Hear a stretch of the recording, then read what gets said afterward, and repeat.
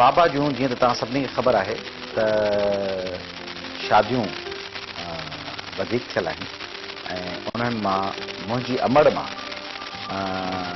मुंहिंजो ॿियो को भाउ भेण कोन्हनि मूंखे बाबा ऐं अमड़ जे तरफ़ां ऐं अमड़ मुंहिंजी जेका हुई जीत ज़रीना बलोच ॿ भाउ भेण मुंहिंजा अदी अख्तर बलोच बाबा मां ऐं अम्मा मां मूंखे को भाउ भेण कोन्हे अकेलो आहियां। बाबा जे ॿियनि मुंहिंजी अमड़ुनि मां मूंखे 5 भाउर हिकिड़ी अमड़ मां हिकिड़ो भाउ ॿी अमड़ मां ऐं 4 भेनरूं आहिनि।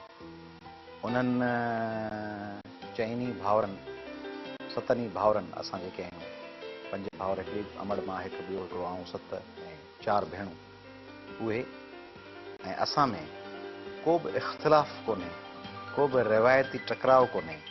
मोहबत आहे, दोस्ती आहे, भाइपी आहे। हिकिड़ो त माण्हू टीवी चैनल्स ते अची चवंदो आहे असीं पाण में सभु गॾु आहियूं, पर सचमुच गॾु आहियूं। ऐं हू जेका मुंहिंजी वॾी भेण आहे अदी अख्तर ऐं वॾो भाउ असलम, उन्हनि में हिकिड़े ॾींहं लाइ बि इहो महसूसु कोन थींदो आहे त को असांजा वालिद अलॻि आहिनि। अम्मा असांखे ईअं पंहिंजे कुर्ब जे सॻे में ऐं तस्बीअ में पोए छॾियो जो उहे ईअं ई बेचैन हिक ॿिए लाइ ईअं ई हूंदा आहियूं। जीअं जेकॾहिं भाउ असलम बीमार हूंदो हॉस्पिटल त हुनखे पहिरीं सभ खां आऊं खणी वेंदुसि ऐं अदी अख्तर पोइ पहुचंदी ऐं जे अदी अख्तर खे इलाज लाइ आ ख़ान में या लंडन में या किथे चेकअप लाइ वठी वञिणो आहे त आऊं हूंदुसि ऐं जेकॾहिं आऊं अस्पताल में हूंदुसि त अदी अख्तर पुॼंदी या ॿी भेण शहनाज़ पुॼंदी या भाउ असलम पहुचंदो।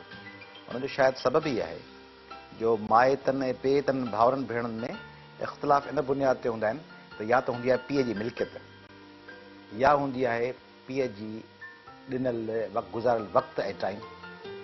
हिते न को बाबा जो टाइम असां मां कंहिं अमड़ ऐं कंहिं ॿार सां घणो गुज़रियो आहे, छाकाणि हू पाण जेल में हैदराबाद सेंट्रल जेल, सखर, कोट लखपत, लांढी, ऐं न को बाबा वटि हुई का मिल्कियत जिते ॿार विढ़नि। तंहिंजे करे हाणे न को मिल्कियत न को ॾिनल टाइम, तंहिंजे करे इख़्तिलाफ़नि जी ऐं उहा रीस जी ऐं मुक़ाबले जी गुंजाइश ई कान हुई। तंहिंजे करे समूरा भाउ भेण हिक ॿिए सां बिल्कुलु ईअं ई गॾु ऐं ईअं ई प्यार में हूंदा आहिनि जीअं हिकिड़ी माउ ऐं हिकिड़े पीउ जा ॿार हुअणु खपनि।